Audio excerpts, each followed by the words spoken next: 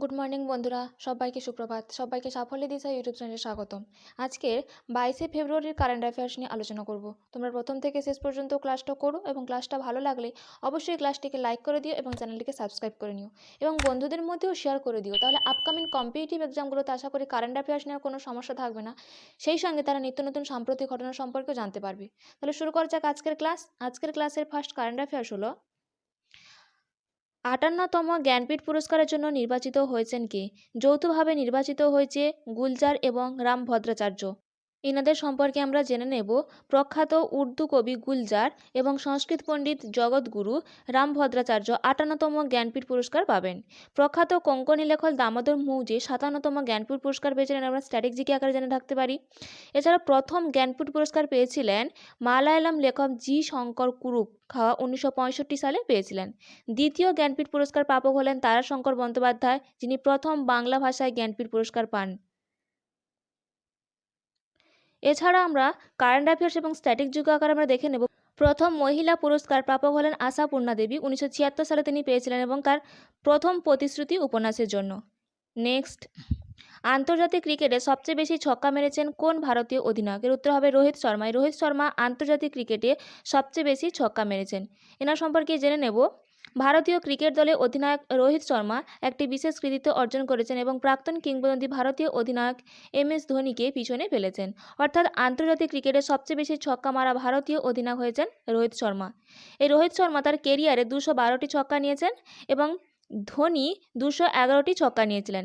সেই আরেকটি ছক্কা মেরে তার কেরিয়ারে নতুন কৃতিত্ব অর্জন করেছেন রোহিত শর্মা। নেক্সট, চতুর্থ খেলো ইন্ডিয়া ইউনিভার্সিটি গেমস 2023 হোস্ট করতে চলেছে কোন রাজ্য?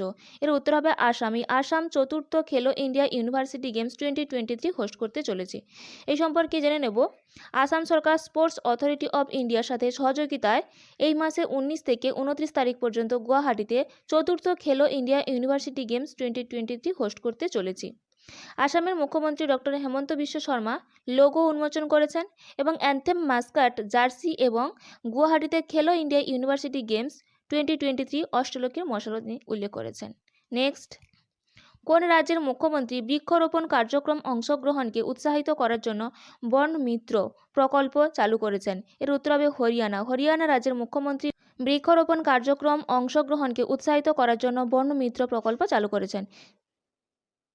এই সম্পর্কে জেনে নেব। হরিয়ানার মুখ্যমন্ত্রী মনোহর লাল খট্টর বন মিত্র প্রকল্প এবং এর পোর্টাল চালু করেছেন, যাতে বন বহির্ভূত এলাকায় বৃক্ষরোপণ কার্যক্রমে সম্প্রদায় অংশগ্রহণকে উৎসাহিত করা যায়। এছাড়া আমরা জেনে নেব স্ট্র্যাটেজিক আকারে হরিয়ানার রাজধানী কি? চণ্ডীগড় এবং মুখ্যমন্ত্রী মনোহর লাল খট্টর এবং রাজ্যপাল বান্দারু দত্তাত্রেয়। নেক্সট, ইসরো সম্প্রতি কোথা হতে ইনস্যাট 3DS স্যাটেলাইট সফলভাবে উৎক্ষেপণ করেছে? এর উত্তর হবে অন্ধ্রপ্রদেশ থেকে। এই সম্পর্কে জেনে নেব। অন্ধ্রপ্রদেশের শ্রীহরিকোটায় সতীশ ধাওয়ান মহাকাশ কেন্দ্র থেকে ভারতের মহাকাশ গবেষণা সংস্থা ইসরো দ্বারা উৎক্ষেপণ করা হলো GSLV F14 এ আবহাওয়া স্যাটেলাইট ইনস্যাট 3DS সফলভাবে উৎক্ষেপণ করা হয়েছে। এই ইনস্যাট 3DS দেশের আবহাওয়া, বিশেষ করে আবহাওয়া, জলবায়ু এবং সমুদ্র সম্পর্কিত পরিষেবাগুলিকে আরও জোরদার করে তুলবে, অর্থাৎ এই খবরগুলোকে আরও তাড়াতাড়ি পাঠাবি। Next, badminton Asia team championship 2023 শুরু হয়েছে কোন দেশের? উত্তর হবে মালয়েশিয়াতে। এই মালয়েশিয়াতে ব্যাডমিন্টন এশিয়া টিম চ্যাম্পিয়নশিপ 2024 এটি শুরু হয়েছে। এই সম্পর্কে জেনে নেব। ব্যাডমিন্টন এশিয়া দল চ্যাম্পিয়নশিপ 2024 শুরু হয়েছে মালয়েশিয়াতে। নেক্সট, ভারতের প্রথম helicopter emergency medical service HEMS launch করা হচ্ছে কোথায়? উত্তর হবে উত্তরাখণ্ডে। এই সম্পর্কে জেনে নেব। ভারতের প্রথম হেলিকপ্টার ইমার্জেন্সি মেডিকেল সার্ভিস উত্তরাখণ্ডে চালু হবে। ভারত ঋষিকেশের AIIMS থেকে তার প্রথম হেলিকপ্টার ইমার্জেন্সি মেডিকেল সার্ভিস এর জন্য প্রস্তুতি নিচ্ছে। এই পরিষেবাটির লক্ষ্য হল হেলিকপ্টার ব্যবহার করে চিকিৎসার আউটরিচ এবং ট্রমা কেয়ার প্রসারিত করা। নেক্সট, SBI ক্যাপিটাল মার্কেটস এর MD এবং CEO পদে নিযুক্ত হলেন কে? এর উত্তর হবে বীরেন্দ্র বানসাল। এই Virendra Bansal SBI capital markets এর MD এবং CEO পদে নিযুক্ত হলেন। না সম্পর্কে জেনে নেব। SBI CAPS বীরেন্দ্র বানসালকে নতুন MD এবং CEO পদে নিযুক্ত করেছে। রাজয় কুমার সিনহার স্থানে স্থলাভিষিক্ত হয়ে এই বীরেন্দ্র বানসাল এই ভূমিকায় পদার্পণ করেন। নেক্সট, সম্প্রতি বৃহত্তম লৌহ আকরিক ভাণ্ডার খুঁজে পাওয়া গেল কোথায়? উত্তর হবে রাজস্থানের করৌলিতে। রাজস্থানের করৌলিতে সম্প্রতি বৃহত্তর লৌহ আকরিক ভাণ্ডার খুঁজে পাওয়া গিয়েছে।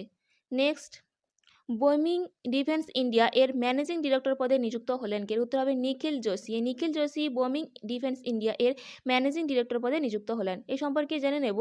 নিখিল যোশী বোমিং ডিফেন্স ইন্ডিয়ার ম্যানেজিং ডিরেক্টর হিসেবে নিযুক্ত হয়েছেন।